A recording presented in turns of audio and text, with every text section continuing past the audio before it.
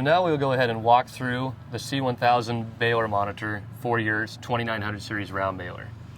First key features I want to point out is we have 3 bale shape sensors, which is standard on our machine.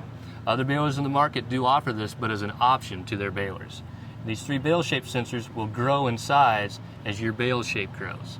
And it will always start out at about 23 inches because that's where the sensors are placed, and then once the bale gets larger than that, you will see the growth occur. And it's very important to watch this and make sure it is as equal as possible at the red line when the bale gets full. And depending on when the bale is full, is done right here at your size. Right now it is set for 46 inches. So as we get to 46 inches, if you want to go higher, which you can go as high as 72 on a 5x6, just go ahead and click on this and then start scrolling up. This will allow the number to grow all the way to 72 inches to be a full 6-foot bale. Then push it, and that'll save it, allowing you to scroll down. Here, we have it set right now for auto mesh. Now you can either do auto mesh, auto tie, manual mesh, manual tie. This will depend on if you have an auto cycle or auto tie baler, and if you want to utilize the mesh system or the twine. We will leave it set for auto mesh for auto cycle baler. Now as you turn down here, you can have this set to either manually open up the tailgate and kicker with an auto tie, or if you have your auto cycle, set this to auto so that your kicker and tailgate then knows to automatically open up with that system. We can also see down here, the baler is currently stopped. This takes you through the whole process of what's going on with your baler. If you're feeding and moving in the field, it'll show that it's working. If you have the tailgate open, kicker open, etc., it will show you every process and movement along the way. You also then have your bale counter. For each individual field you want, you can actually count the number of bales and then even look and see how many mesh bales and twine bales you've done, and we'll look at that momentarily. But back up here on top, we can now go to the mesh settings. And keep in mind, if this was set for twine, then this would be the twine settings. So right now we have 2.5 wraps set with a tailway delay of 0.8. We will leave our 2.5 wraps, but if you wanted to, just click on this once again and start moving the number to whichever direction fits you best. And then also tail delay. What this means is currently set at 0.8, is basically once you have hit 2.5 wraps, this is how much more the bale will rotate before ejected from the tailgate. So therefore you don't want your tail delay too high because it will lead to a higher cycle time. The best benefit of this tail delay is if you notice that the tail is catching maybe the top side of the tailgate when it opens and pulling it back, adjust your tail delay just a little bit, and that way it'll be in a different position when the tailgate opens, and then your tail won't not be interrupted with the tailgate, giving you a much better quality looking bale every time. And if you want to return back, just hit this top arrow to go back to the main screen. Now we can go ahead and look at the baler settings. Now this shows auto kicker. Once again, with an auto tie baler, you would want that checked. Auto start. This means when you get to your full, say 72 inches, it will start wrapping or tying in 1 second. If you want a longer delay than that, you can go as high as 4 seconds before it starts engaging. Otherwise, for the quickest delay, quickest cycle, select 1. Near full. This is how many inches to a full bale it's going to give you a beep to let you know you're getting close to full. So basically if it's 72, once you get to 68 inches, it's going to beep at you saying you are almost full, and then at 72 it'll be a longer beep to let you know you're full and you need to stop the tractor. Now your shape sensitivity. Currently set on medium. You can do low, medium, or high. Now just keep in mind, this will show how sensitive our 3 shape sensors are in the readout of the monitor. I do recommend either having it on medium or low, as high shape sensitivity will make the bars jump up and down and can be a little challenging for some operators to be able to make the perfectly shaped bale. Whereas with medium and low, more user friendly for most operators to get that perfect even shaped bale every time. So we'll set that to medium. And you do have a 2 here, meaning there are more options within this page. We can have our clutch engagement, which we talked about earlier. Right now it is set to disengage that clutch once the tailgate shuts. Now we can change it to where it'll disengage the hydraulic declutcher once it begins to shut, therefore protecting that area if any potential crop buildup takes place. Also, there's drive beep. I recommend leaving this on so that you do have that beep giving you that heads up. There is the ability to turn it off though, if desired. So now I will push back. We're back to the home page. We will now look at the hand. This hand icon means manually forced actuator movements. So from here in this list, I can either manually force the twine tie, the twine cut, the mesh tie, the mesh cut, or I can hit the over arrow to go to a new page, and now I can also force the tailgate to open, tailgate to close, kicker to open, or kicker to close. Now these ones will require the PTO running to be able to perform that operation, whereas the other page, these can be done with the PTO on or off. So now that we are done with our actuator movements, we will go back again to the home page. And now we can go down to the wrench for our service. Right now it says baler empty, no cycle, because we went ahead and shut the tailgate, and now it gives you your virtual terminal. This shows you what baler software you have, which 2.80 is the most up-to-date software. If you want to make that hydraulic clutch engagement difference that we made, you have to have 2.80 software to achieve that. Now moving from the side, here we have our switches. This will show you what gates are open or closed right now.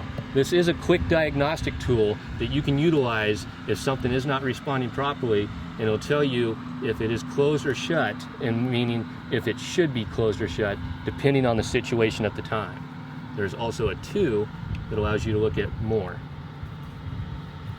So we'll go ahead and go back to the service screen right here, and now here we can look at voltage readouts. Key things here is to make sure all your voltage readouts do look proper, particularly your main supply. You also have some of your shape sensors, etc. up here too. But it's very important, if you try, even though this baler is open to a wide variety of tractors, even including older tractors that have low hydraulic allowances, there is still the need for the power. So therefore, this allows you to look at the power supply if you're trying to hook this up to an older tractor to make sure you are getting the proper power. And then go ahead and hit the wrench again, and we'll move down to where we see an A, B with an X and a check mark. This icon is very important. This is where you make sure that twine wrap and mesh wrap are both recognized. As long as you have a twine baler and mesh baler, both of these need to be checkboxed. If you have an option where it's only mesh or only twine, then you can uncheck one or the other. But if you try to utilize mesh wrap and it is not checkmarked, the terminal is not able to identify that mesh system. Also, bale ejection. This is where if you order it with or without a kicker and utilize a ramp, you can make this change. So now you can have the ramp or the kicker for the baler to understand which one it's utilizing. The other 2 areas are our hydraulic source. Right now it shows the baler with the onboard hydraulics as the source. The other option is the tractor as a hydraulic source. This is very important. If you get an auto cycle baler, you need to make sure the baler is a hydraulic source, not the tractor, so that it understands that. And then the last one is baler size. 2900 series allows either a 4x6 or a 5x6 round baler. Just matching up the proper size will be beneficial, especially for maximum size you try to reach with your counter. We can also hit 2, which will give us more options. And this is the soft core kit. We discussed this earlier in the walk around, how we can install a soft core kit and then utilize it through the monitor. Once it's installed, just make sure to come in here and check it so that it understands now that it has a soft core kit. And this will give you the ability to adjust how soft or tight you start with your core. We'll go ahead and uncheck it back, and we'll go back to the wrench. So the last one here we want to look at is error codes. So now this will show you any current error codes that have popped up on this baler. Also, you can look at, by pushing here, the date and time of the most recent error code, as well as the number. Now it's showing progression of from the earliest to the most recent of how that works. And you can scroll through these with the up and down arrows as well to look at each individual one, and then push this to see when that took place. This is a beneficial diagnostic tool to have right inside your monitor. Go back to the wrench, hit our error codes, and then also any editing, etc. can be done at this point. we will hit the wrench, hit the over arrow, and here are your calibrations and tests. Just to quickly show you, this is our bale shape sensor calibration. So once you have started to set up your baler, you need to make sure the bale shape sensor is proper. This is done at the Heston factory to make sure that those sensors are calibrated before they even show up at the dealership.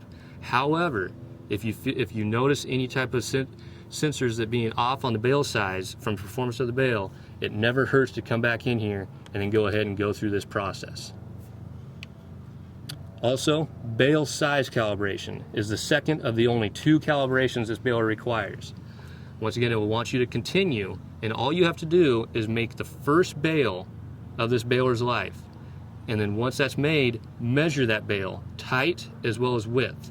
And then go ahead and come into here and then check mark that and put in the size that it was.